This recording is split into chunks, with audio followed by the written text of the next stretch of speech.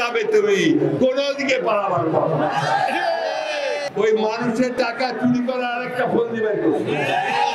উত্তরে উত্তুঙ্গ পর্বতমালা আর দক্ষিণে ওই বঙ্গোপসাগর।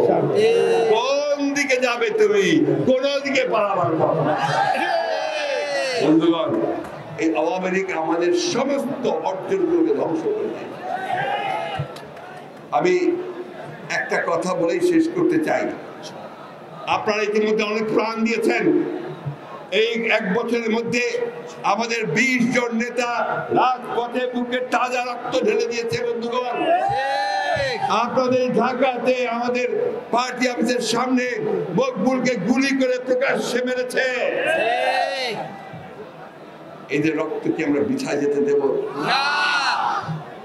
এদের কান্না, মায়েদের কান্না, স্ত্রীদের কান্না, সন্তানদের কান্না কি আমরা বৃথা যেতে দেব? না। বন্ধুগণ, আপনারা দিচ্ছেন না।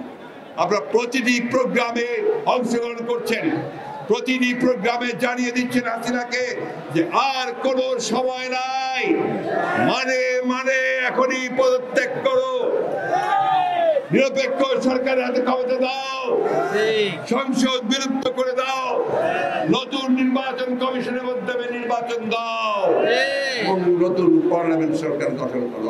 আর এই দেশের মানুষের নয়নের মণি, বাংলাদেশের স্বাধীনতা, সার্বভৌমত্বের প্রতীক, গণতন্ত্রের প্রতীক দেশনেত্রী বেগম খালেদা জিয়া, যিনি এখন প্রতি মুহূর্তে মৃত্যুর সঙ্গে লড়ছেন, তাকে অবিলম্বে মুক্তি দিয়ে বিদেশে চিকিৎসার ব্যবস্থা করো।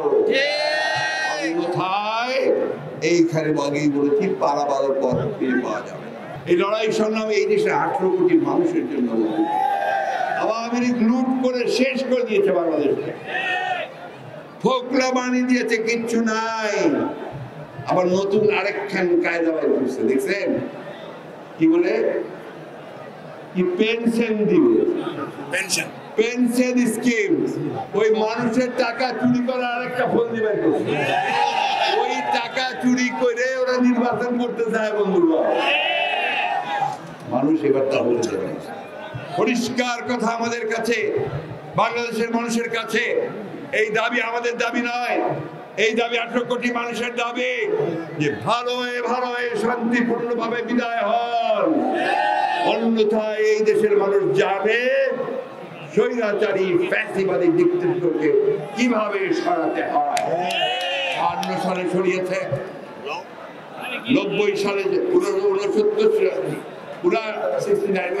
সালে সরিয়েছে, 71 সরিয়েছে পাক হানাদার বাহিনীকে, 90 সরিয়েছে স্বৈরাচারকে।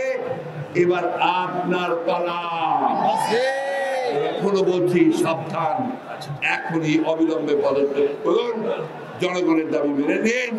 অন্যথায় জনগণ উত্তাল আন্দোলনের মধ্য দিয়ে তরঙ্গের পর তরঙ্গ তুলে, সমুদ্রে যেমন ঢেউ আসে, সে ঢেউ তুলে তুলে আপনাকে সুনামির মতো নিশ্চিহ্ন করে দেবে। সকলকে অনেক অনেক ধন্যবাদ, অনেক শুভেচ্ছা। আপনারা যে আন্দোলন করছেন সেই জন্য আপনাদেরকে আমি আন্তরিকভাবে আন্দোলন জানাই। আমাদের নেতা তারেক রহমান সাহেব, তিনি বিদেশে আছেন, তিনি আমাদের পথ দেখাচ্ছেন, নির্দেশ দেখাচ্ছেন। অতি দ্রুত তিনি আমাদেরকে সংগঠিত করছেন।